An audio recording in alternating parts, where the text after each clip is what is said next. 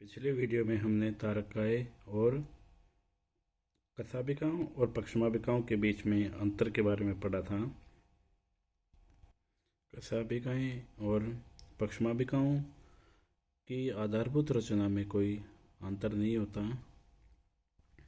दोनों तंतुनुमा रचनाएं होती हैं, केवल इनकी संख्या व आकार के अतिरिक्त और इनमें विशेष क्रियात्मक और रचनात्मक अंतर नहीं पाए जाते।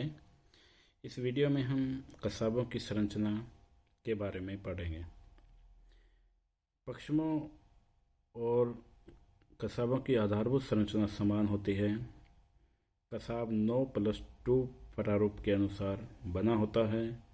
प्रत्येक पक्षमाभ और कसाब 3 भागों का बना होता है: केंद्रीय अक्षसूत्र, परिधीय सूत्र और कोशिका द्रव्य या मैट्रिक्स। पक्षमाभ के केंद्र में जो सूक्ष्म रेशे या नलिकाएं होती हैं, इसकी संपूर्ण लंबाई में फैली रहती हैं। इन्हें केंद्रीय अक्षसूत्र कहते हैं। दोनों नलिकाएं पृथक पृथक रहती हैं, लेकिन एक सूत्र द्वारा संयुक्त रहती हैं। प्रत्येक सूक्ष्म नलिका 13 तंतुओं से बनी होती है। पक्षमाभ के परिधीय क्षेत्र में 9 दिक् उपस्थित होते हैं। प्रत्येक दिक् में 2 उपतंतु ए तथा बी होते हैं। प्रत्येक ए उपतंतु से 2 सूक्ष्म भुजाएं निकलती हैं, जिन्हें डायनिन भुजाएं कहते हैं, क्योंकि ये डायनिन प्रोटीन से निर्मित होती हैं।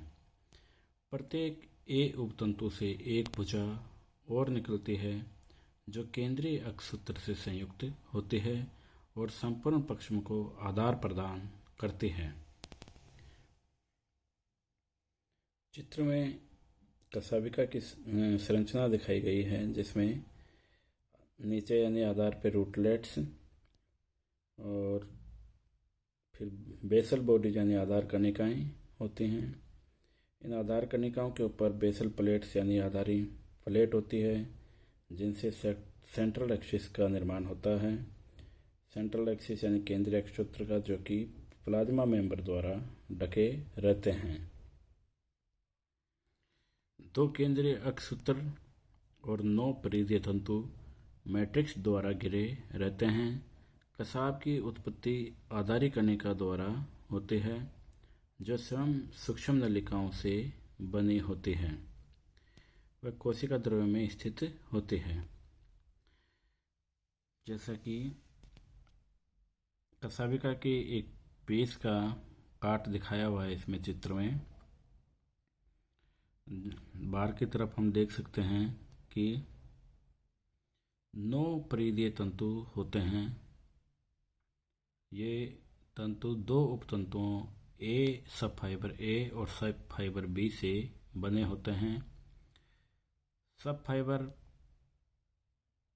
इन उपतंतुओं से आगे की तरफ 2 भुजाएं निकलती हैं, इनर आर्म और आउटर आर्म। जो इनर आर्म है उसे एक अक्षसूत्रों के द्वारा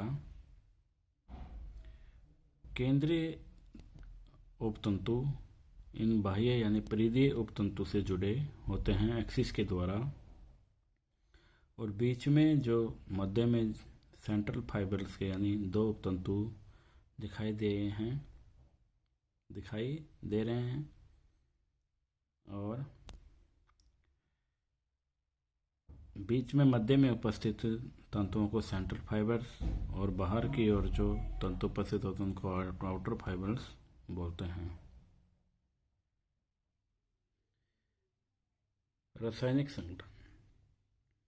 रासायनिक संगठन अगर देखा जाए तारकाओं का, तो ये मुख्यतः प्रोटीन व लिपिड की बनी हुई होती हैं। इसमें प्रोटीन ट्यूबुलिन और डायनिन प्रकार की होती है। कार्य: प्रोटोजोआ व युग्मकों में पक्षमाभ और कशाभिकाएं संचलन या गति के अंग होते हैं। यानी सूक्ष्म जीव होते हैं जो, उनमें मुख्यतः प्रोकैरियोटिक जीवों में मुख्यतः जो उनकी गति के लिए जो अंग होते हैं वो पक्षमाभों और कशाभिकाओं के द्वारा ही होती है। अगर इनमें दो प्रकार की गति होती हैं, जैसे कि हमने वीडियो में पढ़ा था, सिंक्रोनस गति और मेटाकटोनस गति। सिंक्रोनस गति के अंतर्गत जब ये कसाब एक साथ विस्पंदित होते हों तो उसे सिंक्रोनस गति, और जब अलग अलग स्पंदित होते हैं तो उसे मेटाक्रोनस गति कहते हैं। प्रोटोजोआ जैसे जीवों में ये अंगक भोजन ग्रहण करने में सहायक होते हैं। यानी प्रोटोजोआ जैसे जो सूक्ष्म जीव होते हैं उनमें इन अंगों के द्वारा, पक्षमाभों और कशाभिकाओं के द्वारा भोजन को पकड़कर यानी ग्रहण किया जाता है।